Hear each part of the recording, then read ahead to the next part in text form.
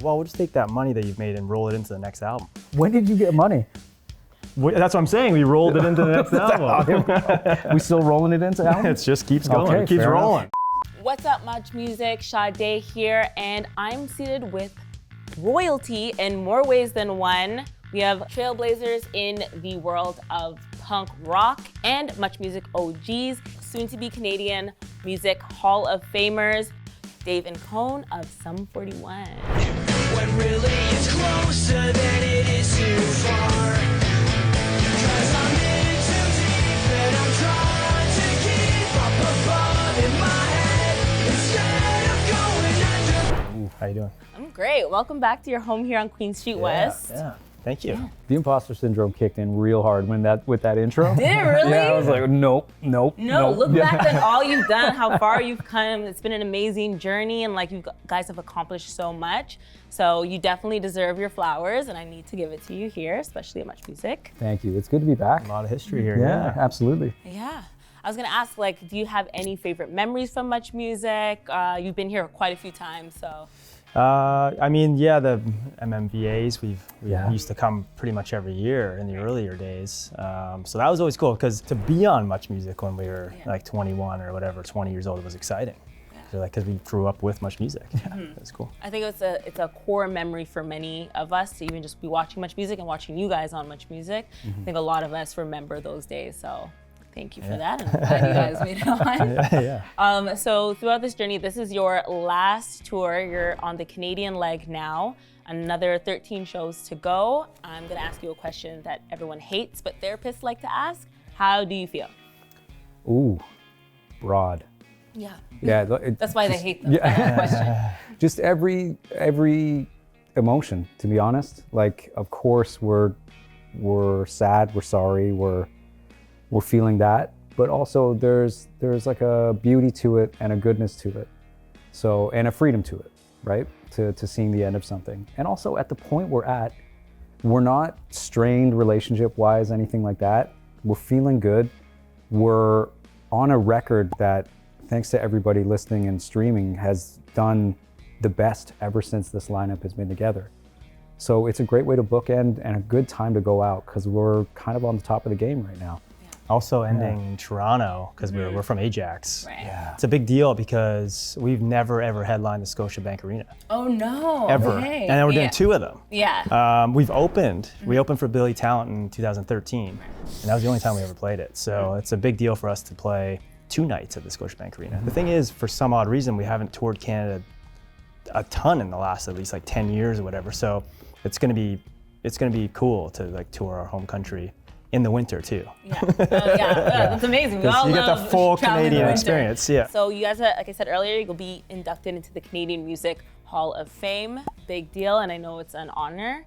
But I'm wondering if awards are so important to you guys, or is it something that you guys have strived for, or what's your relationship with that awards? I think as we were younger, when we were younger, I don't think we really understood awards just because we were so just in the moment. And what's the next thing? What's the next thing? What's the next thing? Oh, is this an award ceremony? Okay, let's go. We got a show tomorrow. That's all we would think about. But now, at a point where we see the end of Sum 41, it's something that just means a lot because it does force us to actually go back and, look at what we've done. Because we haven't really been nominated a ton in our career. And like I said, we've lost a lot in our career when we were nominated. So a lot of times if we're nominated, we're like, oh, well, we're not gonna win that one anyway. Nickelback's gonna get that one, or Billy Talent's gonna. But I think it's exciting this time with being inducted because if you look at the list of Canadian bands that are on, that have been inducted, we're kind of an oddball on that list. Like there's not a lot of bands like us in the Canadian Music Hall of Fame. So I kind of applaud the Junos for even thinking of us because there's tons of other bands that could be nominated to be inducted. So when I look at the list, I'm like, wow, Sum 41 is like with Blue Rodeo and Guess Who and Bryan Adams. Like it seems odd to me, but so it's exciting too.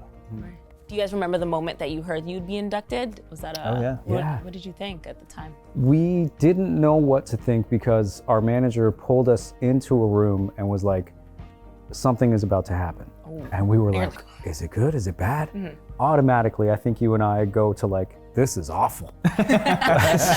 Surrounded by management, it's never good. Nah. Right, Chris? But it turned out that a good friend of ours had started a campaign to get us into the Hall of Fame, and that night we got the news, and it was just unbelievable. We were about to go on stage and play in LA at the YouTube Theater. So it was just a huge rush, and it was a part of why I think that show was one of my favorite on that last tour. It's like kind of furthest from our minds. Like that never even entered my mind about the Hall of Fame in Canada. Well, congratulations. I think it's well deserved. I'm really excited to see the ceremony. Yeah, thanks. But I did want to take it back a little bit. And I'm wondering if there was ever a moment in the beginning of your career or throughout that you felt there was a crossroads moment where you wouldn't be here sitting with me. Personally, when I left the band. Yeah, that would have been the most like glaring moment for me. I didn't think I was ever going to be back in the band. To be invited back to play with with friends from high school again, it was massive, because there were days where I was really going over that decision and being like, that was a bad decision. Did you ever think you would have said no? As of day 2 after leaving the band, there's no way I would have said no. Yeah. You're like, first day, you're like, this is good. I feel good about this. Day 2, you're like, I've made the biggest what mistake have I of my done? life. Yeah, getting my Rogers Could have bill. came in day 2. Would have taken me back? Yeah. Whoops. It's been a big conversation. Wasted some time there, but it's okay. We're here now. So Yeah, there we it's go. fine. Yeah. So at the time when you first started, you guys are young, you're talented, you're doing hood rat with your friends. How does that mix with now money and fame? When Fat Lip was #1 in the US, In Too Deep was doing well, the album was going platinum, we were still living with our parents. Okay. So it's like you don't see the money till in later. the music industry is like the money comes so much later, and there comes a point where it's like, well, we'll just take that money that you've made and roll it into the next album.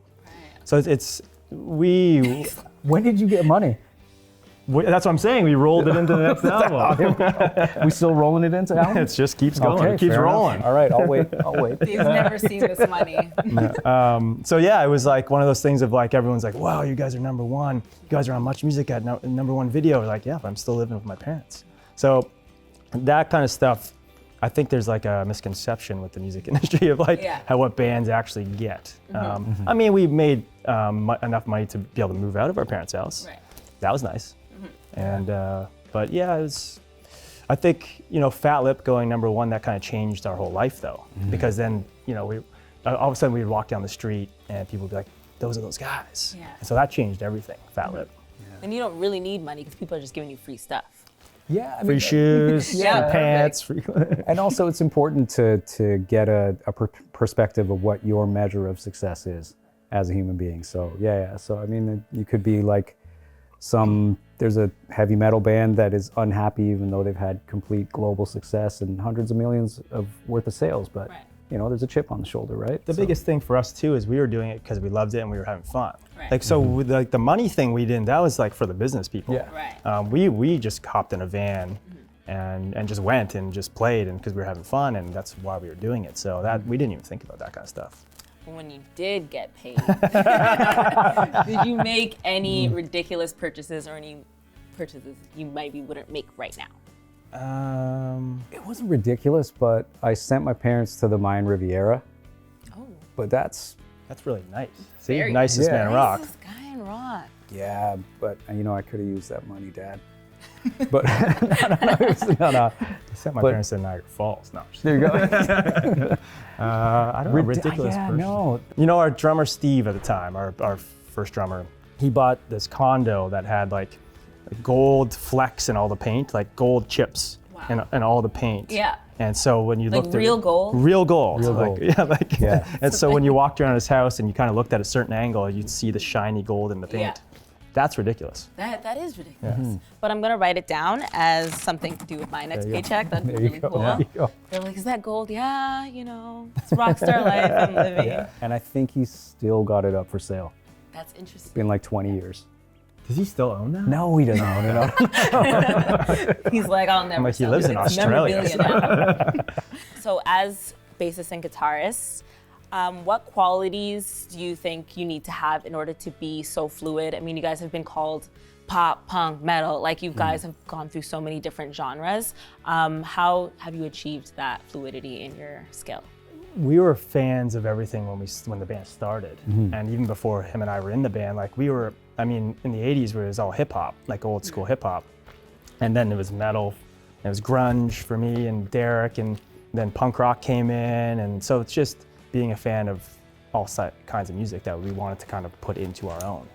So like practicing guitar, practicing bass, we were practicing everything from metal to punk to even hip hop. Yeah. So you just kind of learn different things and get better that way. Instead of just like focus on one thing, then you're just that thing.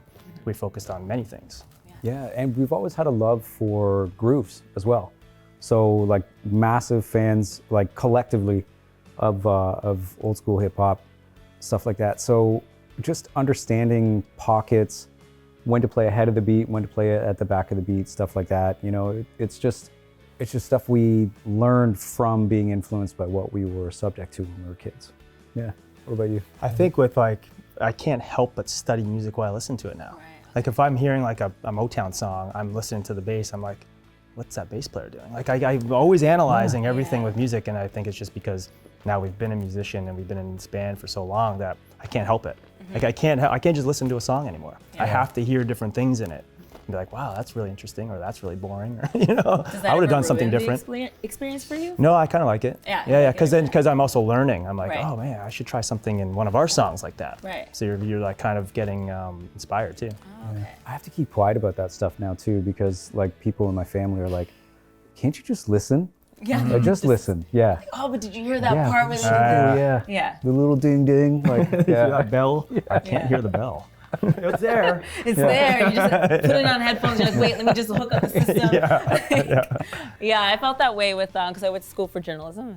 That's why I'm here. Oh, okay. Nice. so do you find things in journalism where you're like, Yes. ooh, weak Like writing? little things, Yeah. even about television, learning a little bit about okay. television, and there were moments where I couldn't see people like the characters anymore. I started seeing people acting.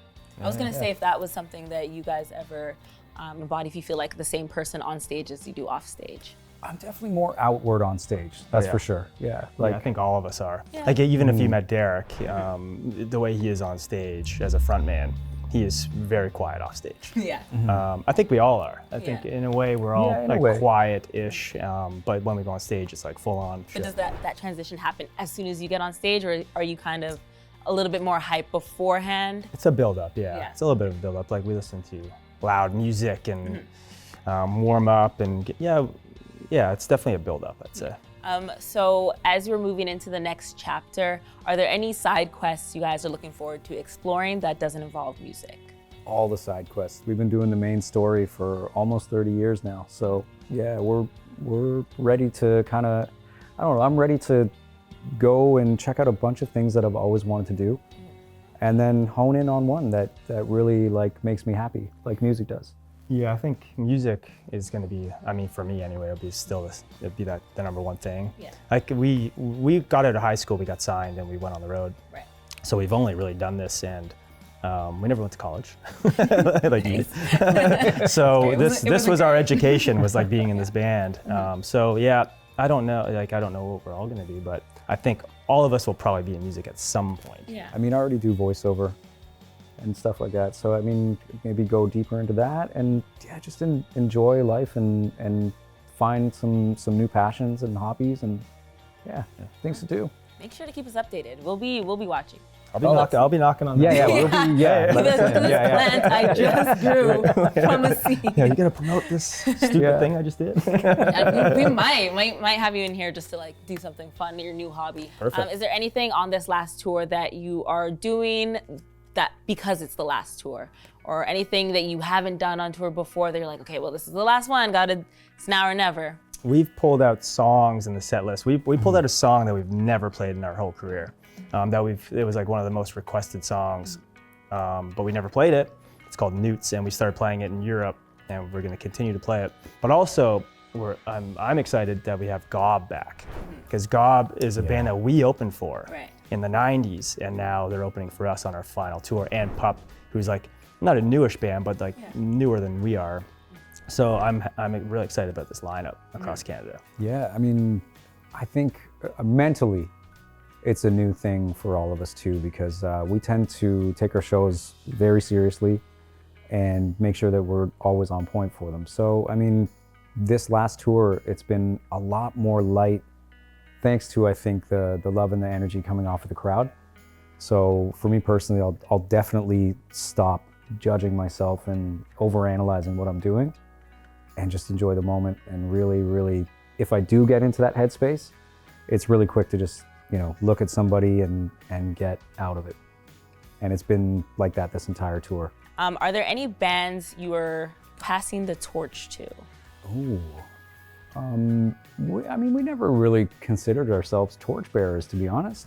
A lot of people do. There's a lot of great bands in Canada. Like we were talking in another interview about a band from Montreal called No Bro. They're really good. OBGMs. I mean, even Pup, who's probably going to be a torchbearer. Yeah, absolutely.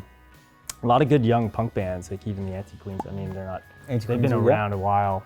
But yeah, we just took a band out in Europe called Neck Deep. I think they're going to be one of the biggest pop punk bands eventually. They're already pretty big. So you guys have come from, you know, doing drive-by shootings with water guns, egging houses, and now you're going to be in the Canadian Music Hall of Fame. Crazy, right? I do have a gift for you guys. oh, You okay. can grab that. So we got Heaven and Hell. Oh, no way. You can pick. You can, Oh, which one you take? they're the All right, same. Thanks. thank you. Haha. Oh, And no Yes. way. We've got some eggs for you guys, some Heaven and Hell eggs. Yes. And just behind this wall, What's behind the wall? so we got some houses here for you guys. And you have free reign to just have that one last hurrah, throw wanna it do it? back. It's only been about 6 weeks since I've done this. Oh, yeah? All right, well, let's get into it. Ready? Missed. You both missed. What?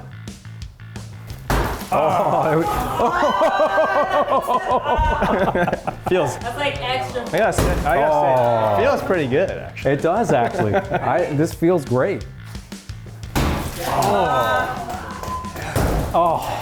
Amazing. Wow. That I is love this. This is a masterpiece. This is going to go up in the ROM after this.